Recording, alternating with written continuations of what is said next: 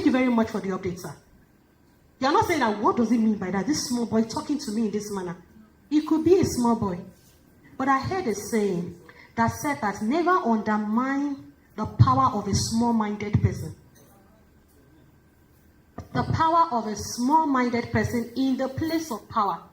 As long as the person is in the place of power, forget about the person being small-minded. He can decide to allow and disallow. But you want to get something from the person.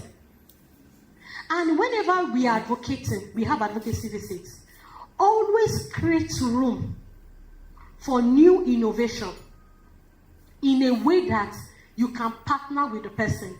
Give room for the person to respond. In that person's response, create a very small activity. It may not be your plan.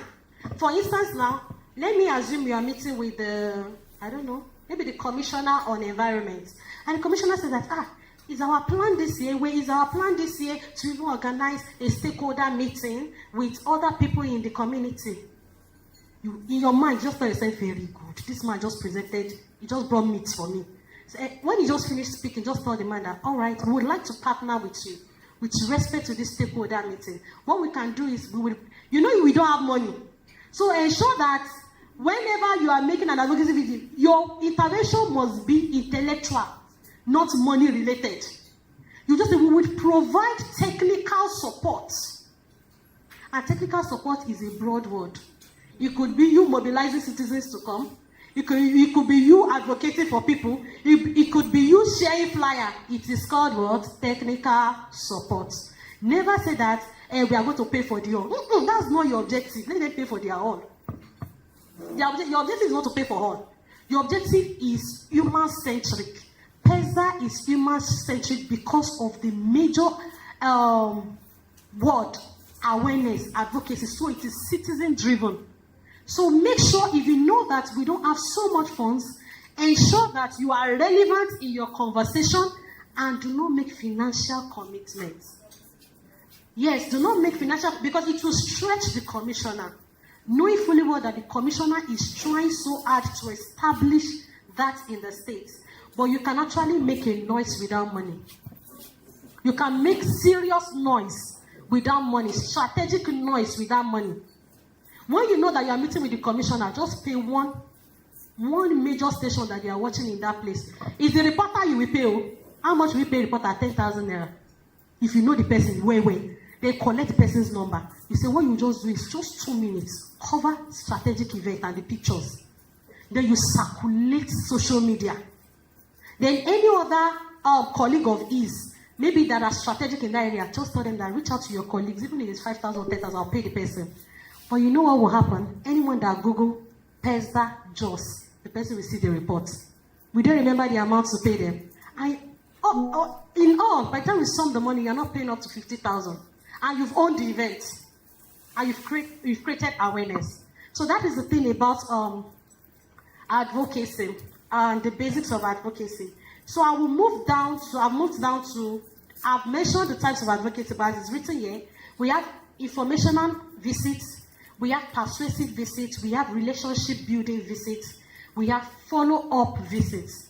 Follow-up visits is like a second visit or after you've met the person, either formally or informally. And also, for PESDAA members, one of our strategic engagements also is to attend events. The event does not need to be PESDAA events. Once you realize that there's an event or a stakeholder event, that's to be petroleum, and maybe there's a free entry, solid mineral, or environment. It's going to build your capacity, number one, and it's going to expand your network. You will be able to meet people at that event, because that event, possibly maybe because they've been existing for a long while, they might have that weight to pull important personnel to that meeting.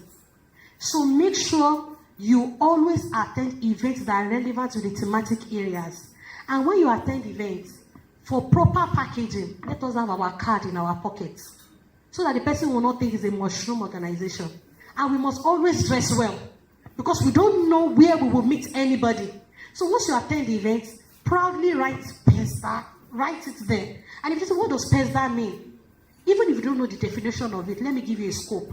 Just remember environment, solid mineral, petroleum. I just mentioned what we do is to create awareness in the area of solid mineral, environment, and petroleum. That's all. It doesn't say how do you intend to do is by reaching out to the grassroots, even if you don't know so much. You've spoken. And anyone that can interpret will be able to interpret it properly. That's another strategy. Relationship building visit. Do not mistake relationship building visit with a follow-up visit. A relationship building visit has to be more intentional as against a follow-up visit. A follow-up visit could also be that you've written officially to the office and you are trying to follow up. Not everything is strictly official. Sometimes you need to do a backdoor follow-up. And when I mean backdoor follow-up, you need to, I already mentioned, collect the contact of any staff that works in the office that you know that has the capacity to ensure that your visit is possible. You need to do that. And let's move down to, I mentioned the planning for the visit, but I would itemize what I have here. When we talk about planning, one thing we need to do is to set the objective.